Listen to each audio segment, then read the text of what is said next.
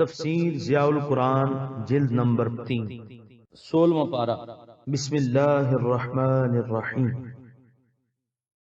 سورہ طٰہٰ آیت نمبر 90 وَلَقَدْ قَالَ لَهُمْ هَارُونُ مِن قَبْلُ يَا قَوْمِ إِنَّمَا فُتِنْتُمْ بِهِ وَإِنَّ رَبَّكُمُ الرَّحْمَنُ فَاتَّبِعُونِي وَأَطِيعُوا أَمْرِي ترجمہ۔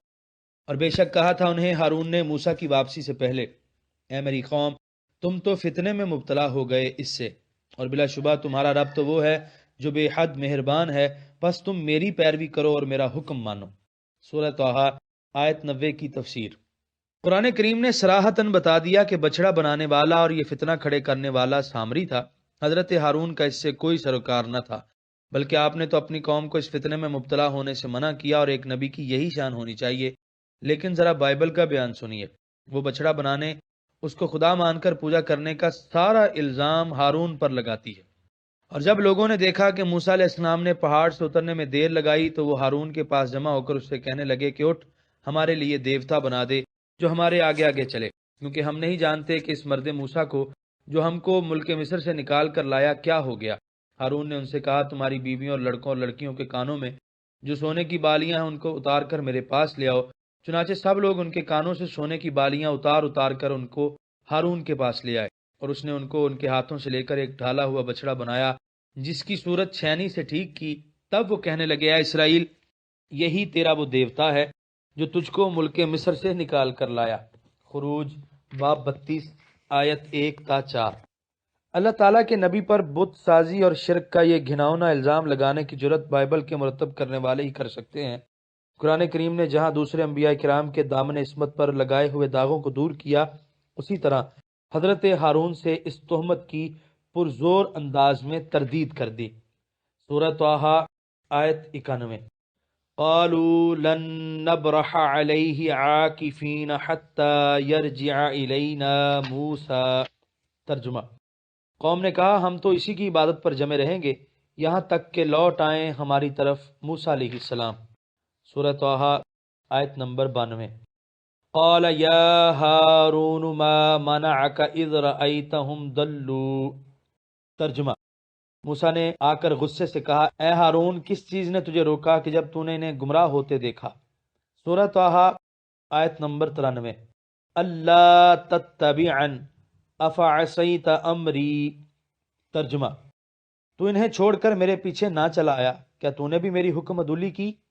سورہ طٰہٰ آیت نمبر 93 کی تفسیر۔ حضرت موسیٰ نے سمجھا کہ شاید ہارون نے ان کو سمجھانے میں کوتاہی کی اور انہیں اس کھلی گمراہی سے باز رکھنے کا فریضہ انجام نہیں دیا، اس لیے بڑے خشمناک لہجے میں ان سے مخاطب ہوئے۔ سورہ طٰہٰ آیت نمبر 94۔ قال یا ابن ام لا تأخذ بلحیتی ولا برأسی انی خشیت ان تقول فرقت بین بنی اسرائیل ولم ترقب قولی ترجمہ۔ ہارون نے کہا، ہے میرے ماں جائے بھائی، نہ پکڑو میری داڑھی کو اور نہ میرے سر کے بالوں کو، میں نے اس خوف سے ان پر سختی نہ کی کہ کہیں آپ یہ نہ کہیں کہ تو نے پھوٹ ڈال دی بنی اسرائیل کے درمیان اور میرے حکم کا انتظار نہ کیا۔ سورہ طٰہٰ آیت نمبر 95۔ قال فما خطبک یا سامری ترجمہ۔ آپ نے پوچھا، ہے سامری، اس فتنہ انگیزی سے تیری غرض کیا تھی؟ سورہ طٰہٰ آیت نمبر 95 کے پہلے حصے کی تفسیر۔ اب سامری کی باری آئی، اس سے پوچھا، ظالم، تو نے یہ کیا گل کھلایا؟ میری ساری کی ساری قوم کو اپنے خداوند سے بیگانہ کر کے ایک بچڑے کا پجاری بنا دیا۔ سورہ طٰہٰ آیت نمبر 95 کے بقیہ حصے کی تفسیر۔ اس فتنہ انگیزی سے تیری غرض کیا تھی؟ یہ شخص کون تھا، کہاں کا رہنے والا تھا، اس کی تحقیق ضروری ہے تاکہ عیسائی مبلغین اور مستشرقین نے قرآن حکیم پر جو نازیبہ اعتراض کیا ہے اس کا جواب دیا جا سکے۔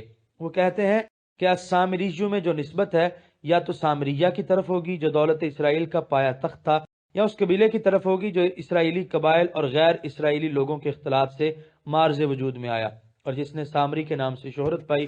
اس کے علاوہ اور کوئی تیسرا احتمال نہیں، لیکن یہ دونوں احتمال سرے سے غلط ہیں، کیونکہ یہ واقعہ حضرت موسیٰ علیہ السلام کے زمانے کا ہے اور سامریہ کا شہر کئی سو سال بعد 925 قبل مسیح میں آباد ہوا۔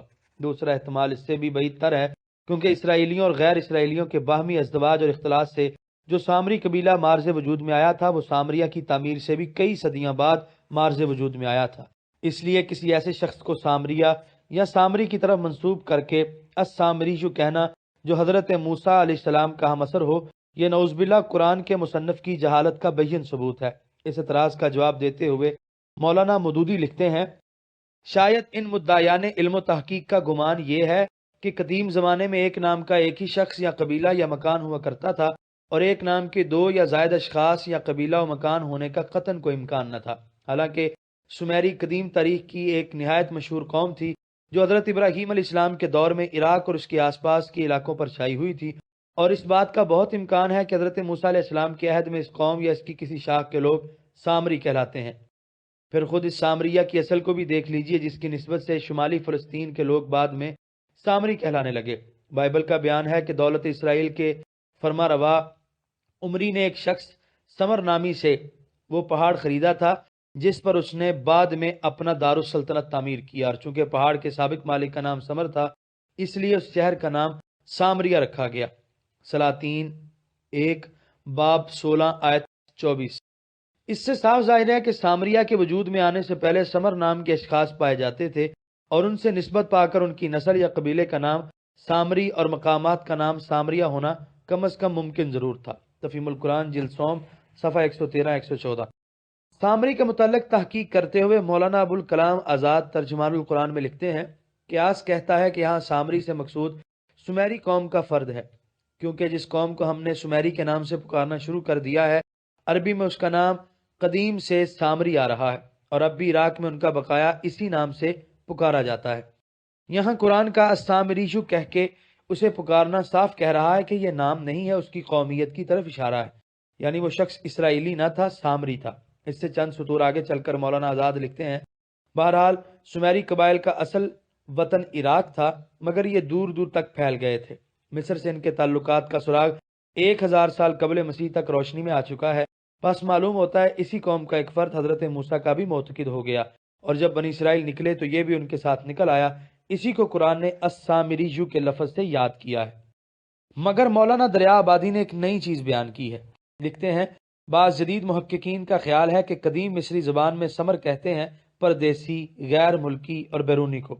سامری سے مراد ہے کوئی شخص جو غیر اسرائیلی تھا اور مصر سے اسرائیلیوں کے ساتھ ہو گیا تھا۔ تفسیر ماجدی سورۃ طٰہٰ۔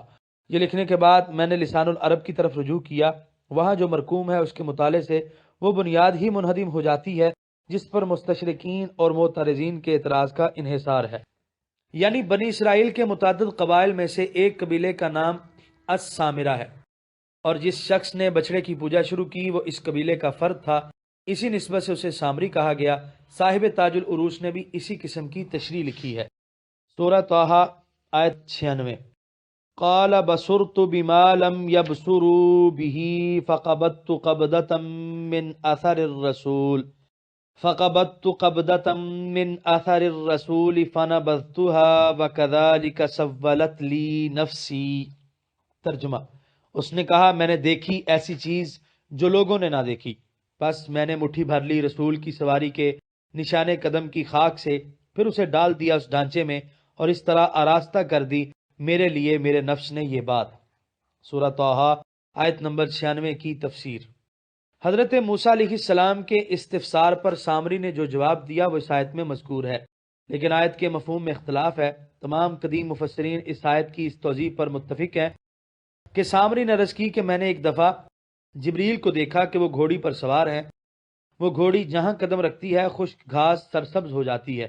میں نے خیال کیا کہ اس گھوڑی کی خاک قدم میں حیات بخش اثر ہے، میں نے وہاں سے ایک مٹھی بھری اور حفاظت سے اپنے پاس رکھ لی۔ اب جب آپ طور پر گئے اور آپ کی واپسی میں تاخیر ہوئی تو مجھے یہ سوجی کے زیورات کو گلا کر ایک بچڑے کا ڈھانچہ بنایا اور اس میں یہ مٹی ڈال دی، جس سے اس میں زندگی کے آثار نمایاں ہو گئے اور اس سے آواز نکلنے لگی۔ لیکن ابو مسلم اصفہانی نے قدماء علماء تفسیر کے برعکس اس کا ایک اور مفہوم بیان کیا ہے، جسے امام رازی نے اپنی تفسیر میں ذکر کیا، اور اس کو صحیح ثابت کرنے کے لیے کئی وجوہات بیان کی۔ علامہ ابو حیان اندلسی نے بھی اس قول کو بحر محیط میں ذکر کیا اور اس کی تردید نہیں کی۔ علامہ نیشا پوری نے بھی اسے اپنی تفسیر میں ذکر کیا اور اس کی تغلید نہیں کی۔ ابو مسلم نے شاید کا یہ مفہوم بیان کیا ہے کہ بصرت بما لم یبصروا به کا مطلب یہ ہے کہ آپ کے بتائے ہوئے عقائد جن کی صداقت کو بنی اسرائیل نے تسلیم کر لیا تھا، مجھے وہ صحیح معلوم نہ ہوئے اور میں ان کی تصدیق نہ کر سکا، کیونکہ یہ اس قوم کا فرد تھا جو گائے کی پرستش کیا کرتی تھی، اپنے آبائی عقائد اس کے ذہن میں سرایت کیے ہوئے تھے، اس لیے عقیدہ توحید کو اس کا درست نہ سمجھنا بعید از قیاس نہ تھا۔ اور قال بصرت بما لم یبصروا بھی کا مطلب اس نے یہ بیان کیا ہے کہ آپ کی صحبت کچھ عرصہ رہنے سے میں نے آپ کے نظریات میں سے بعض کو تسلیم کر لیا تھا، فنبذتها، لیکن جب میں نے ان میں مزید غور و فکر کیا تو ان کو بھی رد کر دیا۔ وَكَذَلِكَ سَوَّلَتْ لِي نَفْسِي، یہ سب کچھ میں نے از خود کیا ہے، کسی کے ورگلانے کا اس میں کوئی حصہ نہیں، اور جب آپ کے دین کی صداقت پر میرا ایمان نہ رہا تو آپ کی غیر حاضری سے فائدہ اٹھاتے ہوئے میں نے آپ کی قوم کو آپ کے دین سے منحرف کرنے کی یہ تدبیر کی اور میں کامیاب رہا۔ اکثر متاخرین نے ابو مسلم کی اس توجیہ کو پسند کیا ہے، لیکن مولانا مودودی نے اس توجیہ پر اپنی ناپسندیدگی کا اظہار کیا۔ وہ لکھتے ہیں کہ اگر اس طرح قرآنی جملوں کو مختلف معنی کا لباس پہنایا جانے لگا تو یہ کتاب معموں اور پہیلیوں کی کتاب بن جائے گی، اس کی عربی مبین ہونے کی صفت کا خاتمہ ہو جائے گا۔ اسی طرح انہیں قدماء مفسرین کی توجیہ سے بھی اتفاق نہیں۔ ان کا خیال ہے کہ سامری کے اس جواب کا صداقت سے کوئی واسطہ نہ تھا، بلکہ جب موسیٰ علیہ السلام نے اسے سرزنش کی اور اس کی اس حرکت کی وجہ پوچھی تو اس نے جھوٹ موٹ ایک جواب گھڑ کر آپ کے سامنے پیش کر دیا۔ ابو مسلم اصفہانی نے جب قدماء کے مسلک سے اختلاف کیا تو اس نے اس کی یہی وجہ بتائی کہ قرآن سے اس مسلک کی توثیق نہیں ہوتی۔